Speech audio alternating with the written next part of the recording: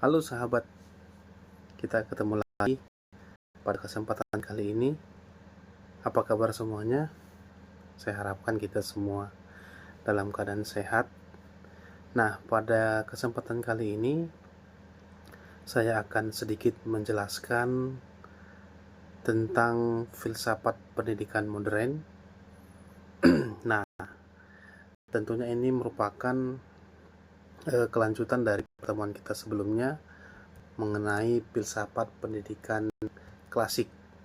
Nah, untuk sesi kali ini tentang materi filsafat pendidikan modern, saya sedikit akan menjelaskan tentang definisi dari filsafat pendidikan modern.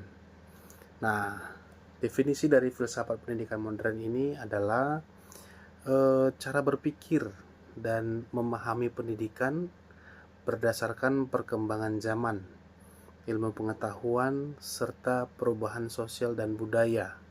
Nah, fokus pada filsafat pendidikan modern ini di mana pada filsafat ini bukan hanya berfokus pada apa yang harus diajarkan, namun juga berfokus kepada mengapa dan bagaimana pendidikan dapat membentuk manusia yang berpikir kritis, bebas, dan bertanggung jawab.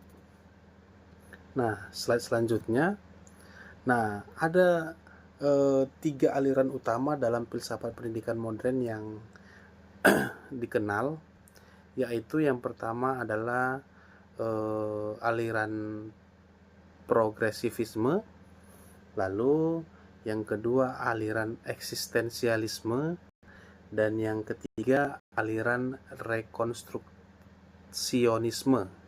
Nah, saya jelaskan satu persatu secara sederhana. Nah, untuk aliran progresivisme ini di mana dikenal dengan pendidikan berpusat pada anak. Tokoh yang dikenal ataupun tokoh utama yang memperkenalkan aliran progresivisme ini adalah John Dewey, di mana inti pemikiran di dalam progresivisme ini menekankan bahwasannya belajar harus berdasarkan pengalaman nyata siswa. Jadi apa yang dilihat, apa yang dialami oleh siswa itu itulah yang disebut dengan belajar, bukan hanya sekedar menghafal buku teks ataupun membaca buku teks saja di sekolah, tapi bagaimana bisa menyelaraskan antara dunia nyata ataupun bagaimana menyelaraskan dengan aktivitas siswa nyata yang dilakukan oleh siswa sehari-hari. Nah, pada aliran ini sekolah sebaiknya mencerminkan kehidupan bermasyarakat, sosial, kan begitu, sehingga siswa dapat belajar berpartisipasi aktif dan memecahkan masalah yang mereka hadapi di dunia nyata. Nah, untuk aliran progresivisme ini memiliki ciri-ciri penting yang dapat ditemukan. Yang pertama itu pendidikan berpusat pada kebutuhan, minat, dan kemampuan anak. Nah, untuk ini pendidikan itu memfasilitasi untuk siswa sesuai dengan apa kebutuhannya, minatnya di mana, kemampuan anaknya itu bagaimana.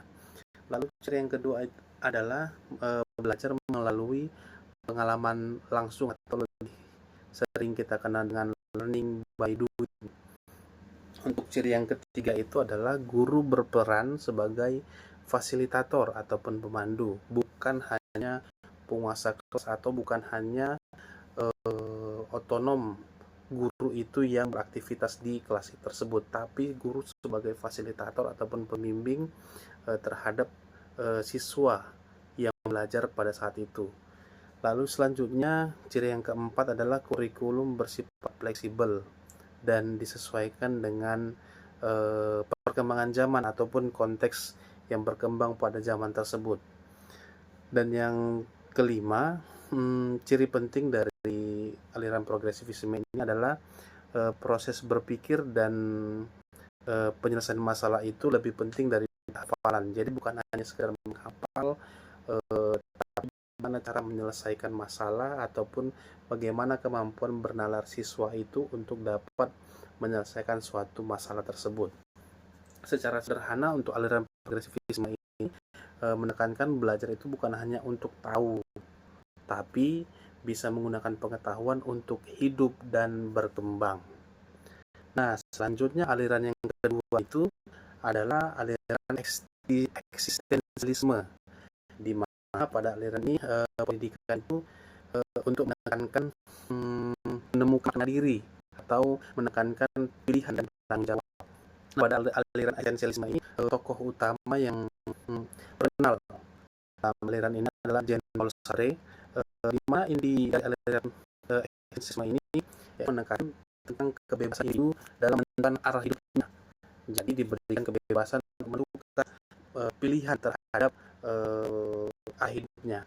Nah, dalam pendidikan siswa dianggap sebagai makhluk bebas yang harus belajar membuat keputusan sendiri dan bertanggung jawab atas pilihannya. Nah, untuk aliran eksistensialisme ini memiliki ciri-ciri sama seperti progresivisme yang tadi sebelumnya. Untuk aliran ini memiliki ciri yang pertama itu adalah siswa didorong untuk memilih apa dan bagaimana mereka belajar, bagaimana mereka sukanya belajar. Contohnya seperti kita kenal dengan kecerdasan maju. Sekarang ada siswa juga yang senang belajar itu dengan sendiri begitu ataupun berkelompok seperti itu. Lalu yang kedua itu adalah pendidik membantu siswa mengambilnya sendiri dan menemukan tujuan hidupnya. Yang ketiga yaitu guru memberi bantuan atau stimulus kepada siswa untuk membuka kesadaran diri, bukan hanya memaksakan nilai tertentu. Dan yang keempat pentingnya itu adalah individu dalam hal ini adalah individu yang unik dan memiliki makna hidup yang berbeda-beda. Secara sederhana, untuk aliran eksistensialisme ini menyimpulkan bahwasanya pendidikan itu membantu siswa menjadikan siswa sebagai diri sendiri yang autentik, bukan suatu individu yang meniru. Nah, selanjutnya untuk aliran ketiga itu adalah rekonstruksionisme, di mana pada ini pendidikan berada pada ataupun sebagai alat perubahan sosial.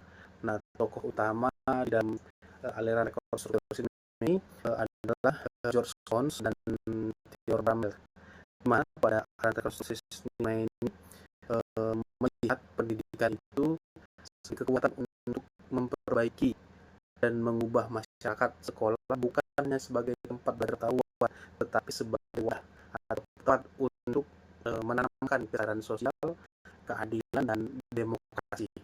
Nah, ciri penting di dalam aliran rekonstruksionisme ini itu pertama adalah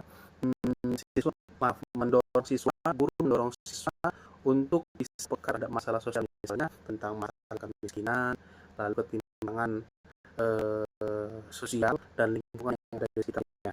Lalu yang kedua, ciri pentingnya adalah pendidikan harus melatih aksi sosial, bukan hanya secara teori, tapi langsung memperkenalkan keadaan sosial yang berada di sekitar siswa tersebut.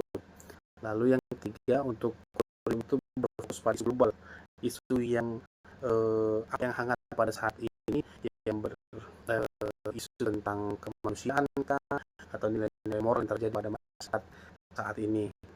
Dan terakhir, untuk utamanya adalah tujuannya bukan hanya untuk memahami dunia, tetapi mengubahnya menjadi lebih baik.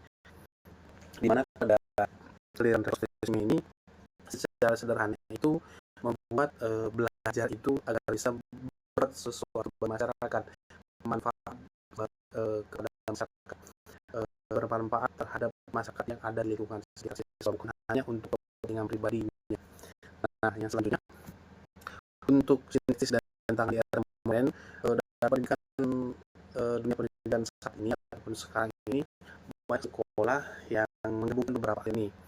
Di aliran progresivisme itu memberikan pengalaman aktif, lalu untuk aliran eksistensialisme itu memberikan wadah untuk mengembangkan dirinya sendiri, lalu untuk aliran rekonstruktivisme itu adalah memberikan pengaruh terhadap dirinya terhadap orang yang ada di sekitarnya ataupun tanggung jawab sosialnya. Peran guru masa kini berperan sebagai pengalaman pembelajaran.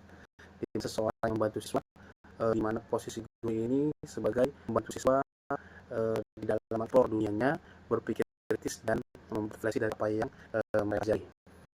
Dan yang terakhir itu adalah filsafat modern ini mengajarkan bahwasanya pendidikan bukan hanya sekedar mengoreksi buku saja, tapi membentuk manusia berpikir kritis, kreatif, dan bertanggung jawab.